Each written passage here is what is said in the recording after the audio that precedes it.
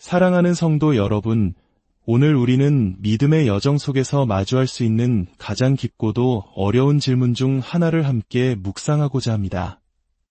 우리의 신앙은 과연 어디에 뿌리를 내리고 있는가? 그 믿음은 반석 위에 세운 집처럼 굳건한가? 아니면 모래 위에 지은 집처럼 위태로운가? 이 질문에 대한 답을 찾기 위해 성경의 한 페이지, 사도행전 8장에 기록된 한 남자의 놀라운 이야기 속으로 들어가 보겠습니다.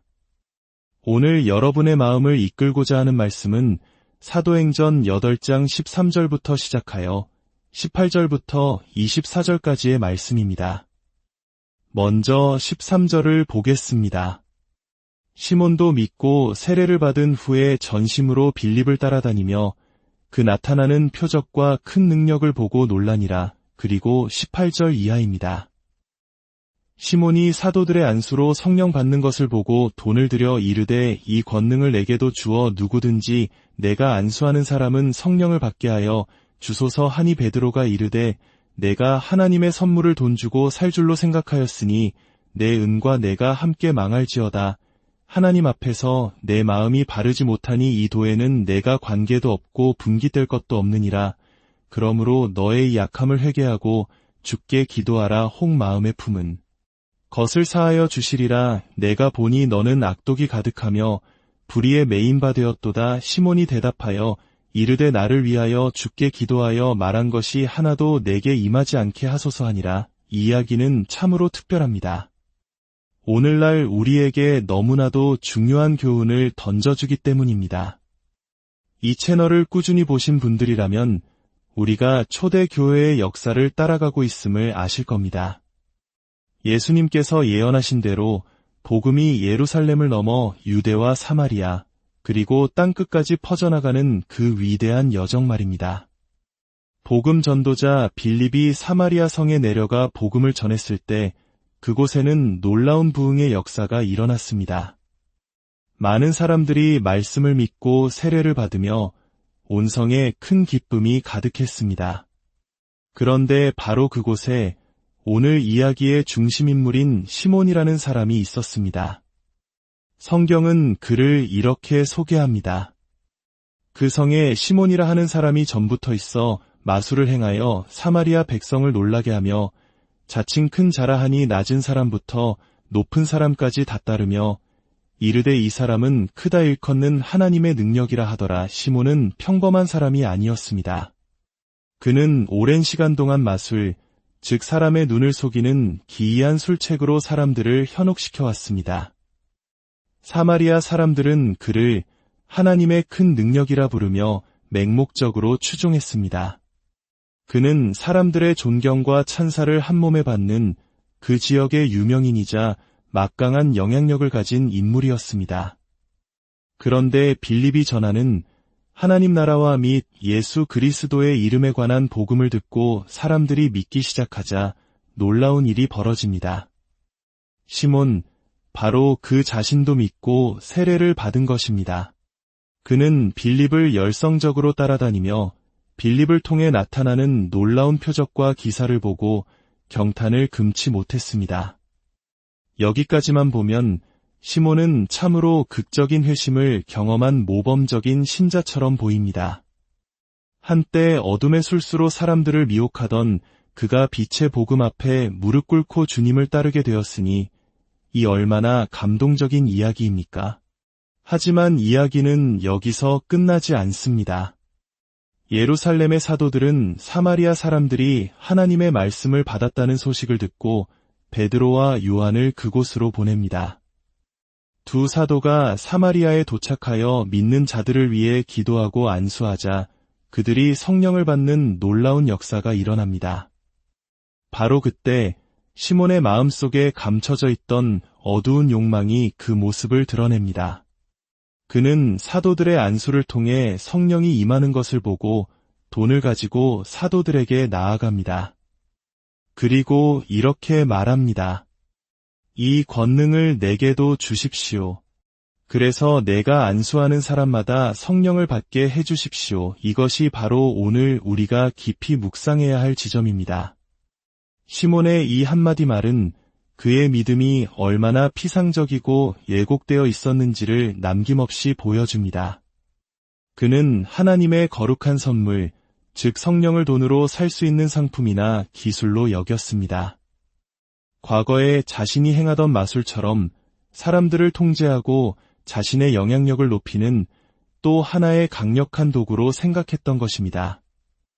이에 대한 베드로의 책망은 하늘의 천둥과도 같이 엄중했습니다.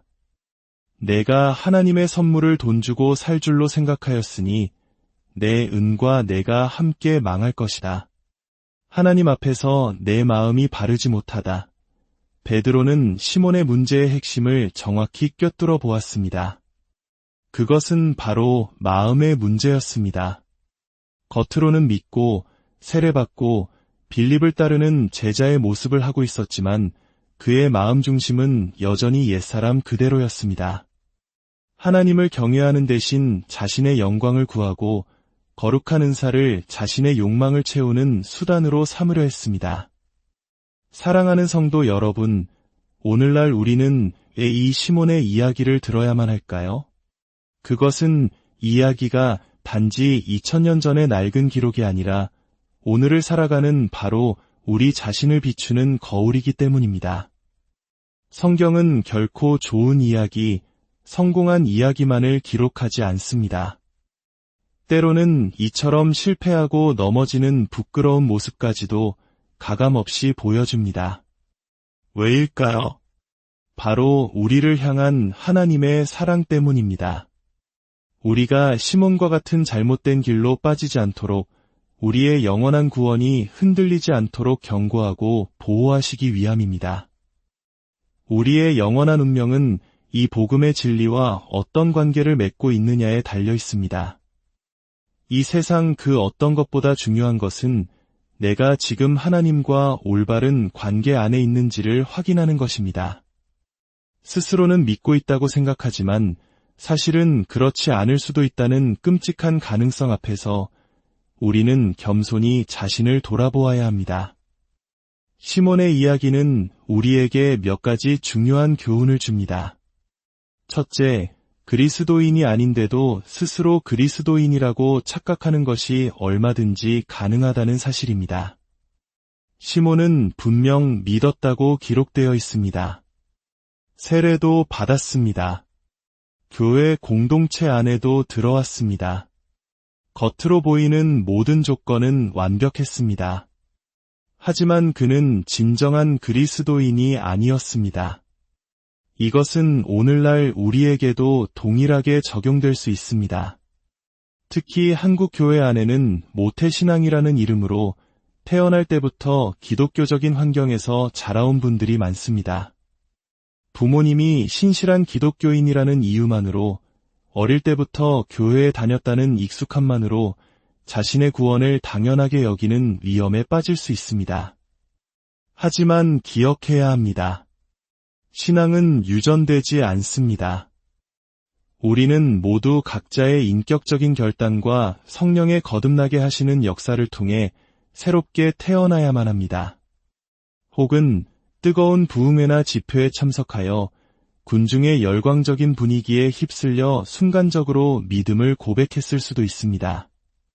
그러나 그 감정이 식고 난 후에도 내 삶에는 아무런 변화가 없다면 우리는 스스로에게 정직하게 물어보아야 합니다. 나의 믿음은 진정한 회심에 기반한 것인가? 아니면 일시적인 감정의 산물인가? 둘째, 참된 믿음과 거짓 믿음을 구별하는 시금석은 바로 마음의 동기입니다. 시몬이 원했던 것은 예수 그리스도 그 자체가 아니었습니다. 그는 예수를 통해 나타나는 능력과 권세에 더 관심이 많았습니다. 그는 복음을 통해 하나님께 영광 돌리려는 것이 아니라 그 능력을 이용해 자신의 이름과 명예를 높이려 했습니다. 우리 자신을 돌아봅시다. 나는 예수를 믿습니까? 혹시 예수님을 내 삶의 문제를 해결해주는 해결사나 나의 성공과 번영을 보장해주는 수호신 정도로 여기고 있지는 않습니까? 물론 하나님께서는 우리의 필요를 채워주시고 복주시는 분입니다. 하지만 그것이 신앙의 본질이자 최종 목표가 되어서는 안 됩니다. 참된 믿음은 나의 뜻을 이루기 위해 하나님을 이용하는 것이 아니라 하나님의 거룩하신 뜻에 나의 삶을 온전히 굴복시키는 것입니다. 셋째, 성경은 우리에게 끊임없이 자신을 점검하라고 경고합니다. 예수님께서도 산상수훈의 마지막에서 이렇게 무섭게 경고하셨습니다. 나더러 주여, 주여 하는 자마다 다 천국에 들어갈 것이 아니요 다만 하늘에 계신 내 아버지의 뜻대로 행하는 자라야 들어가리라. 그날에 많은 사람이 나더러 이르되 주여, 주여 우리가 주의 이름으로 선지자 노릇하며 주의 이름으로 귀신을 쫓아내며 주의 이름으로 많은 권능을 행하지 아니하였나이까?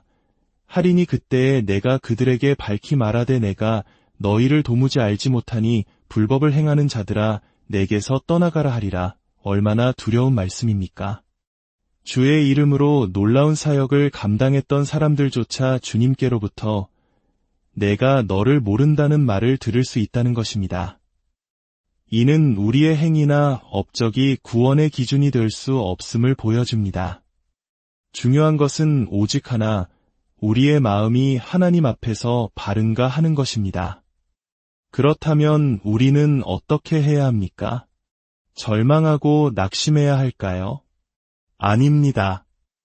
이 시몬의 이야기는 우리를 정죄하기 위함이 아니라 우리를 참된 생명의 길로 인도하기 위한 하나님의 사랑의 초대장입니다. 우리는 먼저 인간의 마음이 얼마나 부패하고 속기 쉬운지를 인정해야 합니다. 예레미야 선지자는 만물보다 거짓되고 심히 부패한 것은 마음이라 누가 능히 이를 알리오 라고 외쳤습니다. 우리는 우리 자신조차 속일 수 있는 연약한 존재입니다. 그러므로 우리는 자신의 생각이나 감정을 신뢰해서는 안 됩니다. 오직 변치 않는 하나님의 말씀의 빛 아래에서 우리 자신을 비추어 보아야 합니다. 그리고 베드로가 시몬에게 권면했던 것처럼 우리 또한 악함을 회개하고 주께 기도해야 합니다. 나의 힘으로는 이 거짓된 마음을 바꿀 수 없음을 고백하고 성령께서 내 안에 오셔서 나의 마음을 새롭게 창조해 주시기를 간구해야 합니다. 진정한 믿음은 나의 결단으로 시작되는 것이 아니라 하나님의 영이 내 안에서 일으키시는 거룩한 역사입니다. 그것은 때로 영혼의 깊은 고뇌와 시름을 동반하는 과정일 수 있습니다. 사랑하는 여러분, 오늘 이 말씀을 통해 우리 각자의 믿음을 정직하게 돌아보는 은혜가 있기를 소망합니다. 나는 혹시 입술로만 주님을 시인하고 마음은 여전히 세상의 권력과 명예와 부를 탐하고 있는 시몬은 아닌지 살펴봅시다. 이 메시지가 여러분의 마음에 깊은 울림을 주었다면 구독과 좋아요를 통해 이 말씀이 더 널리 퍼져나갈 수 있도록 도와주십시오.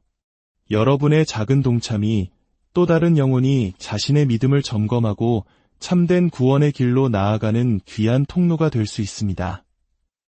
이 채널을 통해 진리의 말씀이 선포될 때마다 듣는 모든 분들의 가정과 삶 위에 하나님의 놀라운 평강과 축복이 함께하기를 간절히 기도합니다. 부디 오늘 들은 이 시몬의 이야기가 여러분의 영혼의 경고등이 되어 안일함에서 깨어나 더욱 진실하게 주님 앞에 서는 계기가 되기를 바랍니다. 그리하여 우리의 믿음이 사람에게 보이기 위한 외적인 형식이 아니라 하나님만이 아시는 마음의 중심으로부터 시작되는 참되고 살아있는 믿음이 되기를 우리 주 예수 그리스도의 이름으로